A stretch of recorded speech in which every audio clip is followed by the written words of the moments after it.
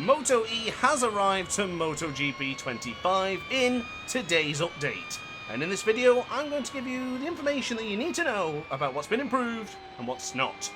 So, let's just get into it. First and foremost, I've just said it, the obvious is on the screen right now, we've got Thibaut Varga in the MotoE class. Now, this is the first time I'm touching these bikes right now, so just bear with me. I'm probably going to go wide, and we've got a lot of people coming out to pit lane. Perfect, nice and, just to interrupt the rhythm of Varga, no problem. But, yeah, I think these should be fun, but I'm still getting stutters. Now, if you've been watching my videos for the career mode or anything else, you'll know I've been complaining about a lot of stutters here in MotoGP 25 on PC. Now, I still have no vibration. That's another problem I still have, so even the update has not fixed that. So that's two problems already that are still very much prevalent here in MotoGP 25. But let's not get negative yet. Let's focus on the positive. And the positive so far, MotoE feels pretty good. I came out of the autopilot and immediately changed the traction control a little bit, reduced the anti-wheelie to 4 and reduced the engine brake. The rear brake is really quite strong. I find that the tapping the square button, this is what I have set to my rear brake, is actually a little bit easier. So interesting. It doesn't feel too bad. I could see myself enjoying this one. Yeah, and we know I have no vibration, but it still doesn't feel too bad. Oh, a little bit eager on the throttle there. But that is traditional MotoE. You get too aggressive on the throttle and you will spin up the rear as we go around. The world champion, that was Hector Gartho, I think. I wasn't actually paying attention. I was too busy paying attention to my throttle control, which I am slightly just spinning the rear up. So I am going to have to figure this one out. Of course, with no vibration, there's no sense of element of pushing too much. So you slightly do spin it up ever a bit, but it's not the end of the world. But the rear brake, going into turn 1 here, I think I need to focus more on this straight line braking and the powerful braking of the Ducati V21L. But you know what? Not bad. A slight gripe with the tyre. I don't know why it looks like that, like a marble tyre. Now, I have never been close enough to a MotoE tyre in real life, but I do understand they're made from recyclable materials, but I still don't think they look like that. So I don't know what's going on there. Maybe it will clear as we go on, but not sure. Let me know if you guys know what the deal is with those marbled tyres that we have on the Ducati. But anyway, let's talk business. Let's talk about this update here today. I'm going to just show you a couple of clips of Moto here today, and then we'll get on with a little bit of a race to end the video on the positive. So, let's have a look then. So first and foremost, MotoE has been added. You can do a quick race, championship and time trial with MotoE.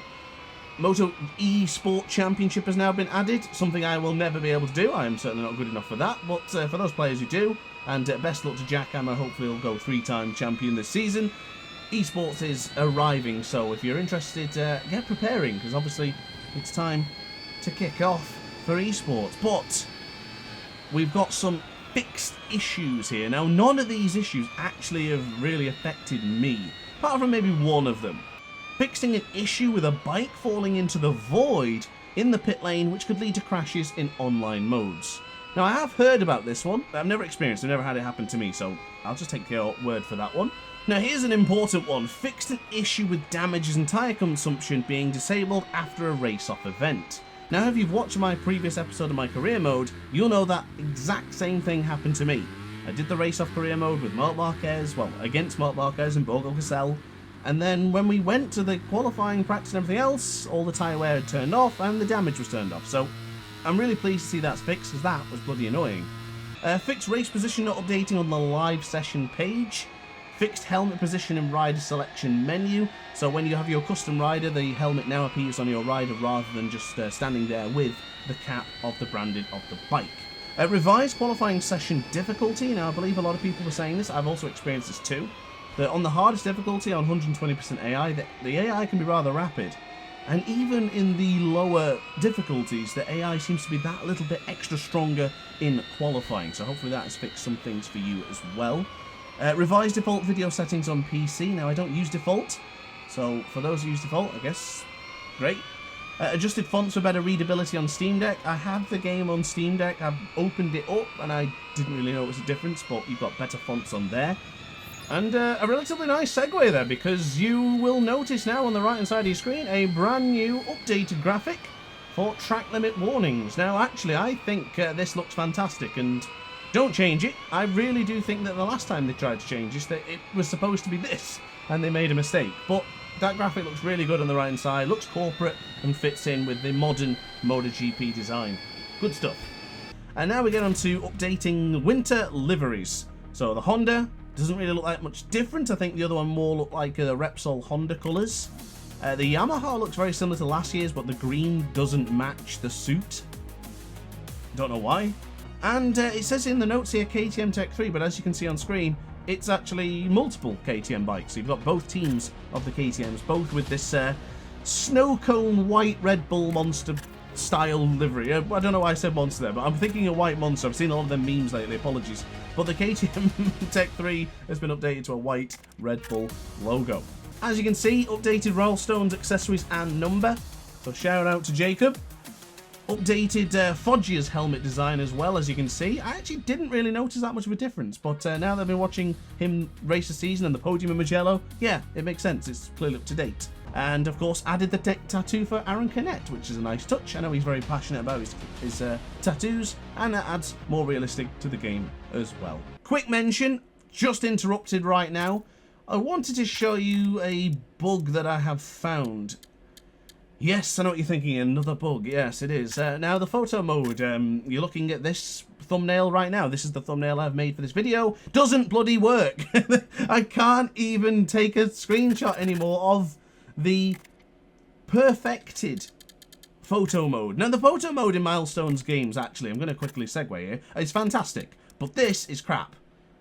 I've only tried to take a picture. And look at it. I get a black screen. I can't take a screenshot of that. Back to the racing. So here we go then. Matteo Ferrari, the inaugural MotoE World Cup winner.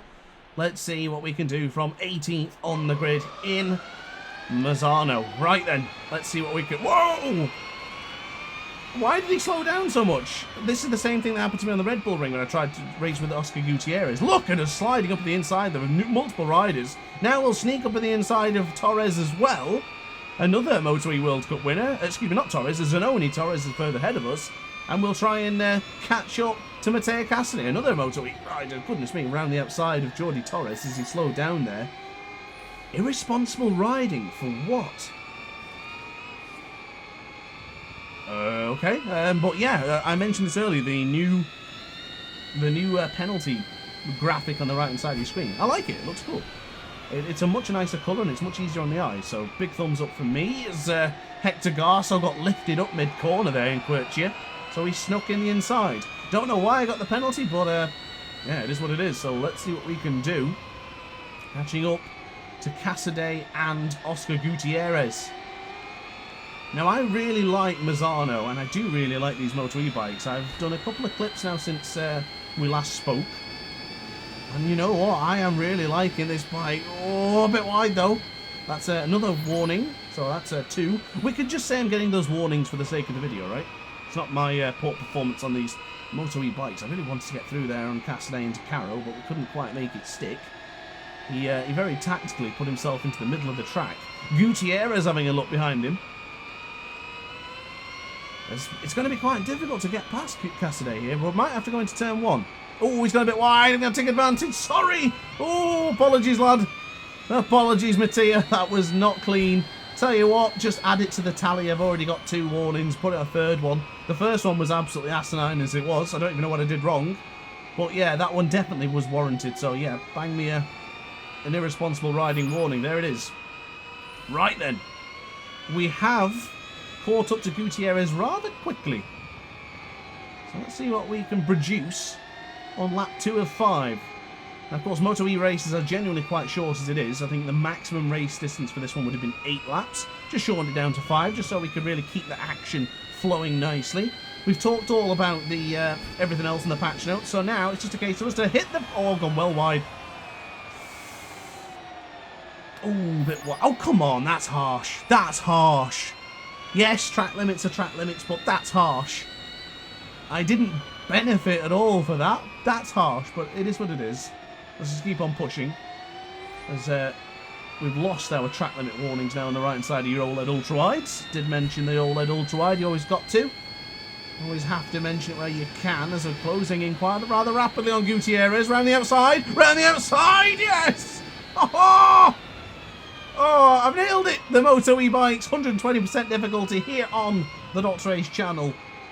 Yeah. You know what? I'm sold. You've done it for me. One move around the outside into to Cavone is enough for me to give a thumbs up to the MotoE patch. Yeah, the other stuff's crap, such as like the bug with the photo mode and things like that, but you know what? I like it. That's good fun. That is good stuff. Fastest lap of the race. Oh, look how close we were to the next increment of second there. 141.003. The 003 agent. You know, I think I can get into 140. I don't think that's too unrealistic. We didn't have the best of laps there. I did make that mistake going into Quercia. But I've got to mention as well, the MotoE bikes in the previous games, weren't too bad.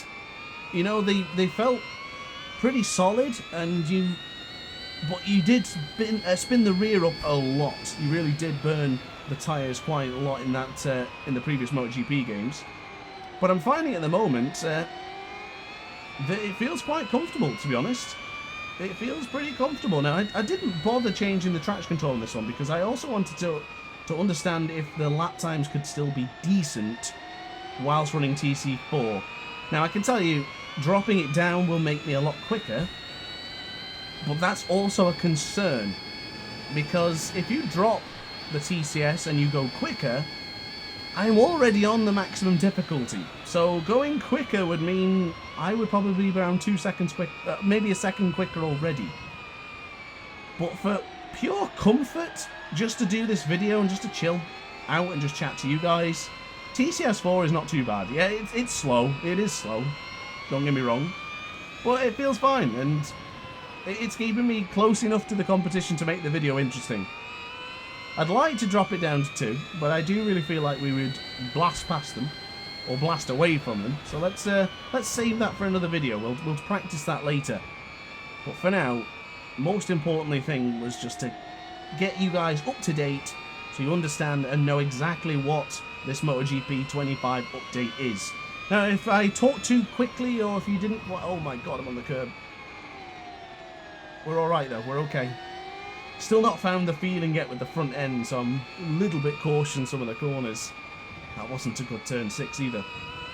But yeah, if you're, maybe I spoke too fast during the intro, or maybe how I didn't quite particularly explain things, you've got the patch notes in the comment section down below. No, in fact, the description. I'll put it in the description. So check it out if you want to see a little bit more.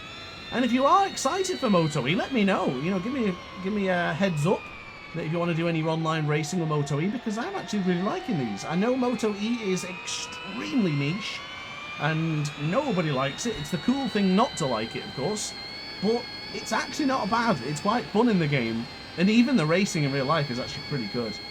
It's just that, yeah, I get it. It's electric, and it's not as cool as petrol. I totally agree. It isn't, but it's still cool in its own way. So give them a chance. Give these bikes a go, and goodness me, how close was Gutierrez to my rear tyre then?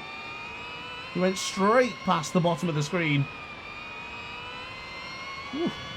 Keep me on my toes, isn't he, actually? I thought we would be getting away. I guess the problem is chatting away during this race is usually going to put me in a situation like this. But yeah, here we go then. Final lap of the race here in MotoE's Mazzano. We're actually still not in the 40s yet. Good lap times though. 3 lap times of consistent pace, all within 1/10 of a second. But I think this could be the one. God, I am tempted to drop the TCS now, but no, we've got to stick to the plan. Stick to the plan. Stick to the plan. Right then, let's not make the same mistake, because there's lap 2, I think it was. Make sure we brake nice and firm. You can brake quite aggressively with these without the bike really squirreling on the brakes or getting really slippy. Pretty good. Now, of course, there isn't many tyres to choose from as well, so I think there is not really a meta for MotoE. Speaking of meta, as a matter of fact, I've got a review coming out very soon for the new VR Superbike game. So yeah, I'm using my meta quest for that. Look at that, that's the way the brain thinks, isn't it? It's a correlation there. But this has actually been rather enjoyable. And you know what? I haven't had many stutters in this race. I've just realised now. The difference. It's enjoyable when there's no stutters. Now, I have tried a few things, reducing graphic settings, but the craziest thing is, my system I have, even on the maximum settings, it doesn't even use 75% of it uses of my GPU, so it's clearly not the problem there, but we aren't probably going to get... we might get into the 140s, but I guess it doesn't really matter because we've won, and that is more or less the end of today's video. Oh, we did! A 140.984 with Traction Control 4. We'll revisit this with a better traction control setting. I think we can go a lot faster. But guys, thank you very much for watching the video. I hope you enjoyed. Hope I've taught you everything, or at least explained everything you needed to know about this latest update. Guys, like and subscribe. Ciao for now. Oh hi, didn't quite see you there. Good to see you're still here. If this video didn't quite set your appetite, then why not watch some more DrAce content by clicking the video shown on screen now. Furthermore, if you would like to follow me on social media, you can do so now with the links down in the description. Consider subscribing so you don't miss a single DrAce video.